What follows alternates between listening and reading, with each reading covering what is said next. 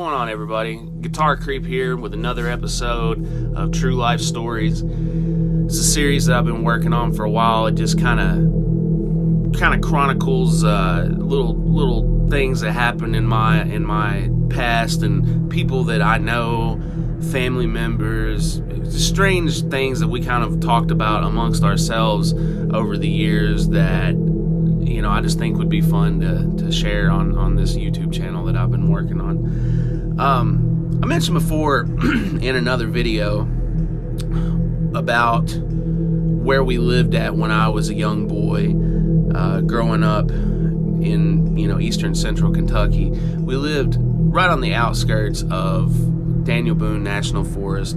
It's a massive stretch of woods that actually it goes down past Kentucky. It stretches up through Tennessee, comes up through Kentucky, West Virginia, Pennsylvania, goes up into parts of Ohio and even farther north. I'm not sure that every section of it is technically considered Daniel Boone's National Forest, but it's all connected. And all through Kentucky alone, you've got this area starting down around Middlesboro, coming up through Cane Creek, London, Richmond, up through Winchester, Powell County, Moorhead, West Liberty. I mean, it's just massive stretch of woods and a lot of protected land, and it goes into several state parks. I mean, you've got Red River Gorge, Natural Bridge, and it just goes all throughout rural Appalachia. And I truly believe that one summer when I was about 11 years old, that something came down out of those hills and was messing around the community where I lived at. And this is the story about that. So, in our neighborhood, there was an older lady that lived up the road from us. She was a very kind, very sweet old lady. Most of the community considered her sort of like she was like everybody's grandmother, basically. She would do anything for you, buy you food, cook for you, take you places you needed to go. And this particular day, her children were visiting at her house, her grandchildren and everything. She had a lot of her family up, and I believe it may have been her daughter-in-law, or I know it was someone who was kin to her, was out front of her house, and they were watching the kids play. There was a basketball goal that was set up in front of her home. It was kind of across the street, but in front of her home, and back behind it, about 30 feet back behind it, was leading into the woods. And so the kids are out playing, they're having a good time, and she's out there talking, and all of a sudden they become aware that something is standing in the edge of the tree line, and it's watching the kids out there playing, and it's just standing still. What they described was that it was tall. It was too tall to be a bear. It was too skinny to be a bear, but it was covered in matted looking red hair, and it was standing in the edge of the woods, just motionless and watching things. And I would think that at first they weren't even for sure what that they had saw something, but it became aware that that they saw it, and it saw them. And so they began yelling for the kids to come back. And I think, if I remember right, even a couple of the kids that I knew that were up there that day saw this thing too. And it freaked everybody out. So they came running back across the road, and they said this thing just kind of shrunk back into the woods and took off. Well, they didn't know what the heck they had seen, so they told people in the area, people that hunted and whatnot, to keep their eye out about what this was. They didn't know what it was. But one thing that they were adamant about was that it was not a bear. These people, you got to understand, these are mountain people. We all have seen bear before. We know what they look like, and if someone tells you that definitely was not what they saw, especially this lady, she was not one for making up stories or anything like that. So she said she didn't see a bear. She didn't see a bear. And so people went looking to see, what this might have been, if they could catch a glimpse of it or whatever, but nobody saw anything for a while. And until one morning, my grandmother actually got up to go to work, and when she was leaving out of the house, she caught a glimpse of something herself. She was pulling out of the driveway and going down the little hill area out in front of the house there, and she happened to look over, and in the edge of the woods there was standing this thing, staring at her from the edge of the woods. And no sooner than she sees it, it turns and bolts back into the woods. Well, she comes home that night and she's telling us about it, and my grandfather was thinking it could have been a bear, but doesn't account for the red hair that was on it. The same thing that the neighbor lady had seen. And so, where my grandmother left so early for work, there was actually another time that she saw this thing, and she got a little bit more of a look at it. It was standing almost next to the road in the tree line, and this thing would always turn right as people got up to it and would bolt, take back off through the woods. And she saw it and was fairly certain that this was not a bear, because we had, when the community was first being built up there, people saw bears from time to time, and this didn't look like one. Just did not look like one. So she tells my grandfather about it, and everybody around the community from time to time are reporting seeing whatever this is, but nobody can really get a good look at it. It always seems to turn and run, but it's on its back 2 feet, and it's the same thing, because people are reporting it being too skinny looking to be a bear, too tall, and it's got this red hair. And the kids started joking around the neighborhood, claiming that it was a dog man, and it scared the heck out of a lot of us, which is odd, because years later I'm doing research and find out that there is this thing where people have reported supposedly seeing a dog man in Kentucky, which is pretty wild, but that's a story all on its own. So one morning, my grandfather gets up to go down to feed his chickens, and he realizes that his fence had been just obliterated on one side of our property, where something had came up to it, and this was a very reinforced fence area that he had, because he didn't want cattle or anything getting through this fence. And it had 3 strands of barbed wire on one side, a row of what's called chicken wire, and then on the other side of that it had a double layer of galvanized agricultural fencing. And whatever this was that had tore through this fence, it ripped apart 2 of the top strands of barbed wire and ripped the bottom one completely up out of several posts going in either direction on the bottom of the fence row, tore through the chicken wire, which, that's not that big of a task to do, but it ripped through it. But the agricultural fencing is another story. That's some pretty tough stuff, especially the grate that we had put up there. And it just ripped through both layers of that like it was nothing, and just peeled it back and just laid it back on both sides, and came up in our yard apparently. But it didn't mess with anything that I can remember. My grandfather unfortunately has passed away. He's dead now, and I wish he was still around so I could talk to him about this and maybe get more information today about it, because I was young when this went on. But I don't remember us seeing any tracks or anything like that, because I remember having to help him fix this fence. And so that was pretty crazy. And I remember him specifically saying he didn't think it was a bear, because bear would usually mash down a fence when they came through. They would just try to climb over it. They wouldn't take the time to tear through this thing.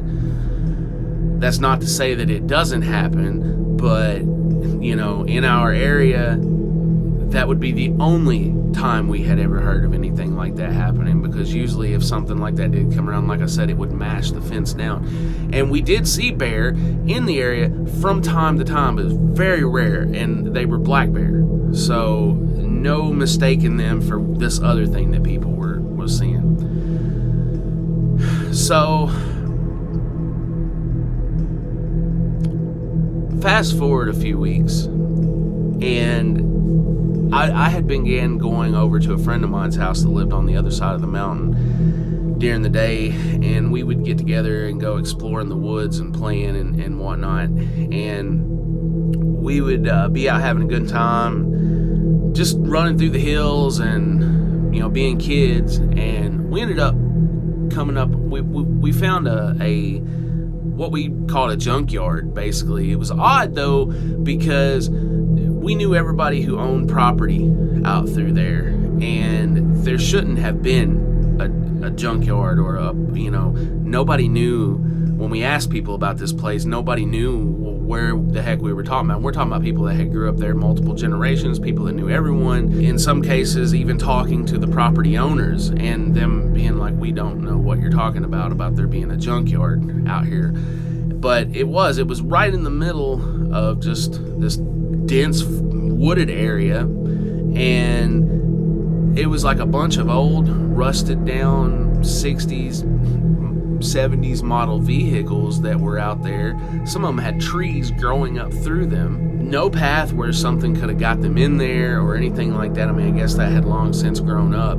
But we find this place, and we're out there messing around, and we come up to this van, and inside the van is a massive hornet's nest, and we're rocking this van, messing with this van, and every time we would get the hornets stirred up, and they were buzzing so loud that you could feel the metal on the side of the van vibrating. And so we're doing that, and my buddy turns around, and there's a car sitting right behind us, and he starts busting the windows. Well, no sooner than he does that, we hear footsteps on the other side of the van through the leaves, come like somebody storming up to the other side of the van, and they just stop. And then we hear this whistling noise, like not like somebody whistling a song, but more like just letting us know that they're over there. And so my buddy kind of stops, and we look at each other, and then he takes off around the front of the van to look, and he looks back at me, and he said, "There's nobody over there." And I'm thinking it's one of his friends or his cousin or something, and they're trying to scare me. So I take off. No sooner than he says that to catch them before they say, do anything to me, I take straight off around the back side of the van, and I look, and there's nobody over there. And it felt eerie. It felt eerie when we really come to the realization of what we had just heard, And so we decided to get the heck out of there. I kind of look at him, and we're exchanging glances like, what the heck did we just see, man? So we get up out of there, and we never heard anybody walk away. We didn't hear anybody walking through the leaves, anything like that to walk away, but we heard them come up, so there was nowhere for them to have went. And it's just odd thinking back on it. It puzzles my brain today to try to figure that out, exactly what happened there. We went back and we told our parents about this, and they said they had no clue where we were talking about or anything, and they basically told us don't be messing with people's stuff, stay away from there. But here's the really odd thing, is that as well as we knew the area, we tried to go back several times to find this place and couldn't find this place again. Can't explain that one, Fast forward again a few weeks, and where I had been hanging out with my bad boy friend, he had got me into smoking. And so I was slipping and smoking cigarettes all the time, and before I knew it, I was starting to get hooked on them. And my grandfather had actually caught me smoking, and he took one of my packs of cigarettes away from me. I had another one hid over in the woods, and later on, when he was out working in his garage, he had several friends over, and they were restoring this old tractor. I took off through the woods to go where I had another pack of cigarettes hidden. I take off through the woods. It's a good little trek away from the house, and I go out and I get my cigarettes at this place I had hid, and it was this path that was kind of down underneath this embankment that had this other path up above it that trailed around, and I could see up that way really well. And I'm standing down there smoking, and all of a sudden I see a silhouette of a person come walking down that trail, or at least I thought it was a person. And I'm thinking it's my grandfather. I'm thinking that I'm caught. I'm absolutely caught. I'm in trouble. Gig's up, And so I put my cigarette out, and the way that the trail came down, it came down this way, and I'm down here. I go to head down here to just meet him where the trail meets at, and just take my medicine. And I go walking down there, and there's nobody there. And the odd thing is when I saw the silhouette, I heard the same whistling sound that I heard over at the junkyard. And so I take off up this trail going up the other way to try to, see who it was, if it was somebody I knew that was going to tell on me or whatever. And that path at the top of the hill there just come out on a field at the top, a big open field. And I went straight up there. There was nobody up there. And for the amount of time that it took me to walk around where the other trail met, the person would have had to have turned and ran straight up a loose slate hill, which during the summertime, the dirt is when it's dry, the dirt is just so loose there. It's like walking in ashes. You'll sink up to your knees. And it was hard for a kid to even get up that area, let alone, a full-grown person. And so I had no clue what it was that I had just seen, and I was creeped the heck out. So I go back to the house, and later on I bring it up to my grandfather. I was like, "Were you in the woods?"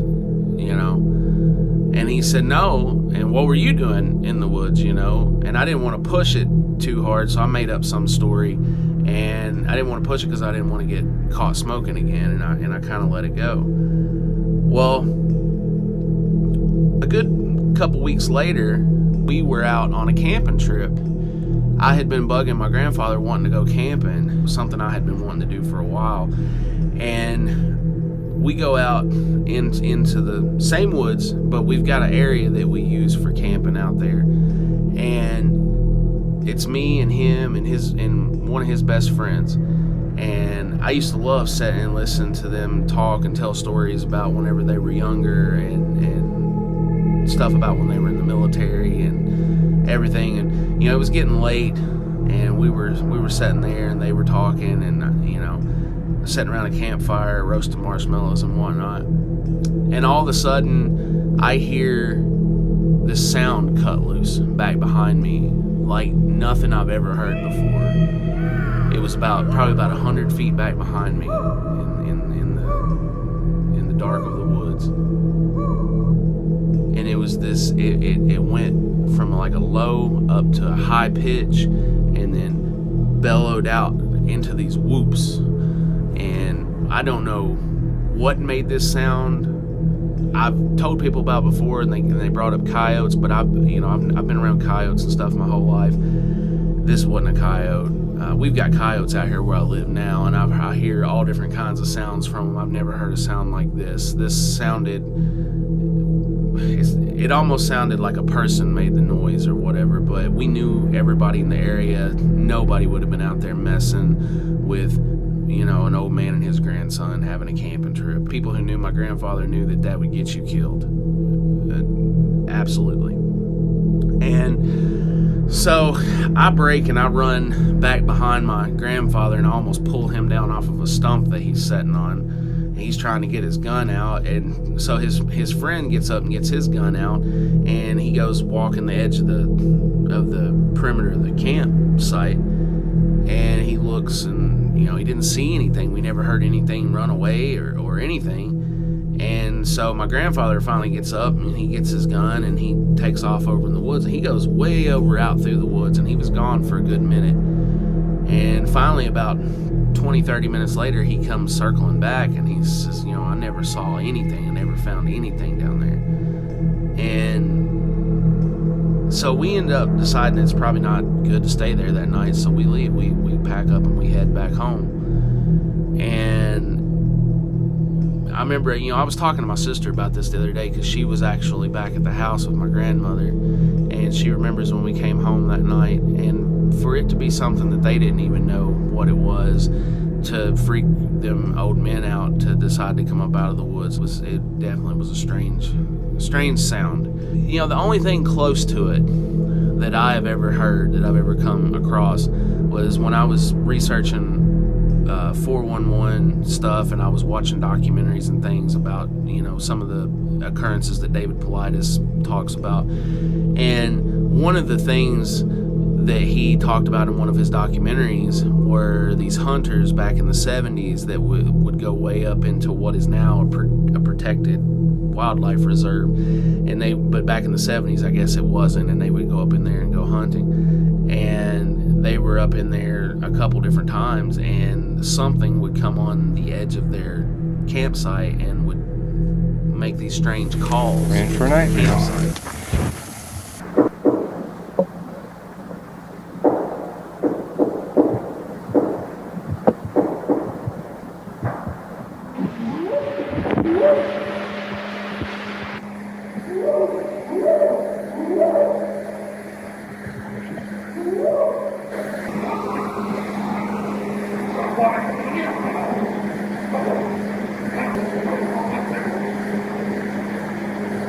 Please try and talk to this.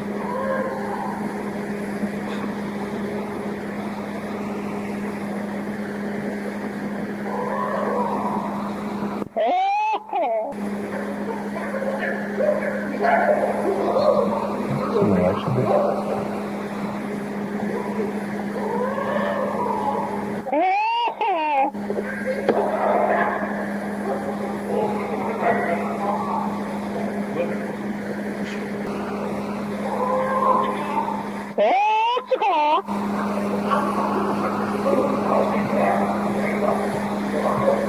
Like you're laughing at me.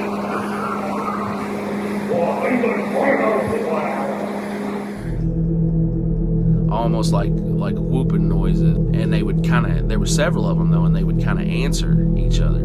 And they managed to record this at one point, and they took it to some scientists, and I guess they evaluated it and were able to determine, due to the DBS frequencies, that whatever creature it was that was making this sound was over 7 foot tall.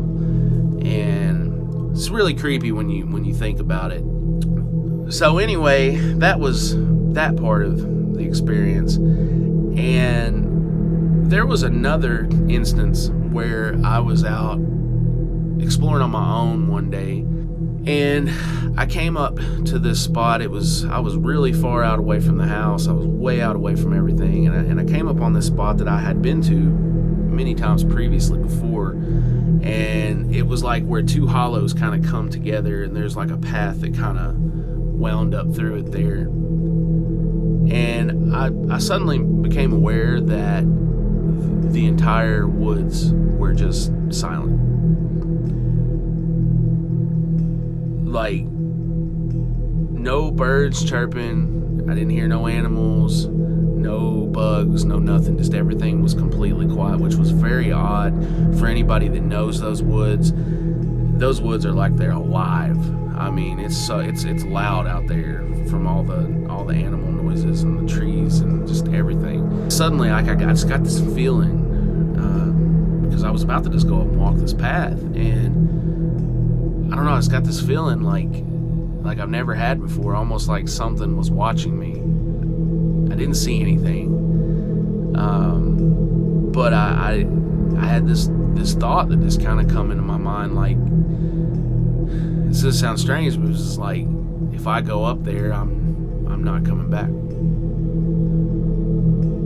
I don't know what would happen if I'd went up there. I don't know, but I just had this feeling, and with everything like it was just eerie. The hair was standing on the back of my arms. It was strange, and so I turned around and I left. I got up out of there, and years later, looking into, you know, different occurrences of other people having things happen and stuff, people talking about how they had gotten weird feelings like that while they were out, you know, hunting or hiking, and it was really odd. So anyway, the big event that made me decide to make this video that happened that summer it was toward the end of the summer, and there was an old logging road that connected one side of the mountain we lived on to the other side. But you follow this road around. It was an old dirt road, hard for most vehicles to even get through. Nobody hardly ever went back through this road. You might once in a great while see someone ride a horse through there or something. And if you went out that road, it was about 2.5 miles out, and when you come out the other side, one of my best friend's houses, his house actually sat right at the end of that. And so this summer, towards the end of the summer there, when my grandfather, he started working a third shift job, and when he would go to work in the evenings, a lot of times I would slip out and go down that road and go meet up with my buddy. Well, this particular day, I think he may have been working a double shift because it was still daylight out when I headed over that way, but it was late evening. And I go out this road, I get over that way, it's getting dark, and when I get there, I find out that he's grounded. He's not supposed to have anyone over. And his mom basically is telling him, like, you're not supposed to have anybody here. And she didn't really say a whole lot. She goes on and lets us hang out or whatever, and we're out there hanging and just chilling, smoking cigarettes and whatnot. And his dad comes home early from work, and so his dad's furious. You're supposed to be grounded, blah blah. So he busts his butt right in front of everybody and sends him to bed and tells me I gotta go home. Well, normally when it was nighttime like that, Adam would drive me back out the road in this old beat up vehicle that they had and take me back out to the other side of the mountain and drop me off. Well, this time I had no choice but to walk back out that old road, because if I went out the main road, if anyone saw me out there at 10:30 at night, they would have told my grandfather, hey, I saw your grandson out walking the road, and I would have been in trouble myself. So I had no choice. No flashlights, no nothing. I had to walk back out that log road, back out through the middle of nowhere. And I remember getting to the top of this little hill right there, right before you go into the thick of the woods there, and being just kind of freaked out anyway. And the way that the foliage was with the trees and just the thickness of the trees. I've taken people from the city friends of mine back out into that area at night, and they can testify to this. You get down in there at night, you couldn't see a white sheet of paper in front of your face in that dark. It is so dark down there, how dense the woods are. I mean, it is just unbelievable how dark it is down in, you get into some parts of those hollows and stuff at night. No moonlight getting through, nothing like that.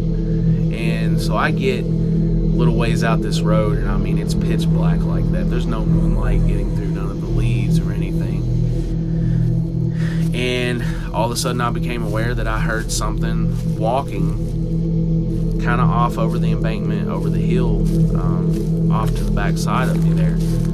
I could hear its feet in the leaves. I could hear the little twigs snapping, and I'm walking too, so kind of over the sound of that, like I hear it, so I stop, and it stops, and I listen for a minute, and I don't hear anything, and so I start walking again, and I kind of pick up the pace a little bit, and then a couple seconds later I immediately hear it walking again. And so I just abruptly stop. And when I do, like, I hear it kind of still walk for a second, and then it stops. Then I know something's out there. And my heart is just, it's just pounding. And so I gather my thoughts, and I know what I'm going to do. I'm light on my feet. I can run. I'm a fast runner. And, back then anyway. And I take off running. And one thing you got to understand is that for it to be as dark as it was where I was at, let alone right over the hillside there in that area, this was an old logging road, and they would throw brush off of that road back in the day over the hillside there. So the hillside was just littered with big pieces of brush and stuff. and it was hard to navigate off of the road, over on the side, even in the daytime, let alone at night with it as dark as it was, and all those big pieces of brush down there. You would have something poke your eye out, just, knock your head into something, whatever. But when I took off running, this thing took off full speed this time, and I could hear it smashing through that brush down there, moving big. I could hear big limbs cracking and stuff. It was horrifying. The sound that I could hear down there, and I could hear it running. I could hear the leaves rustling. I could hear the twigs snapping. I could hear it moving all this big stuff. Like, it sounded like it was just scooting that stuff out of the way. And I'm hysterical. Like I said, I was like 11 or 12 years old. I was crying, like running and freaking out. And the weirdest part is that a big portion of the run home, I don't remember. This was a long road going out that way. It's about 2.5 miles. And I don't remember being that far in when I started hearing this thing. And so I ran, and I ran, and I ran, and I ran. And I can remember running, but I don't remember the majority of the trip. But I remember being relieved when the dirt road finally turned into gravel, which meant I was getting back to my side of the mountain and where the community was again. And I came out into that gravel, and I didn't even stop, man. I just kept running, and I ran, and I come up to this area where the neighbors had a garage that sat right by the road there. And their son, he was an older guy, he was in his 30s, and he had an apartment in that garage, and he was sitting out in front of that garage, and he had a little bonfire going out there.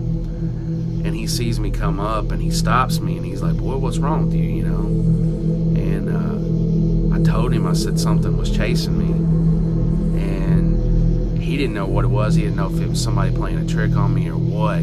So he tells me to wait right there, and he takes back off up, and he goes way back out that road and looks around and stuff. And he was gone for a while, and he came back, and I didn't see anything out there, didn't hear anything, didn't see anything.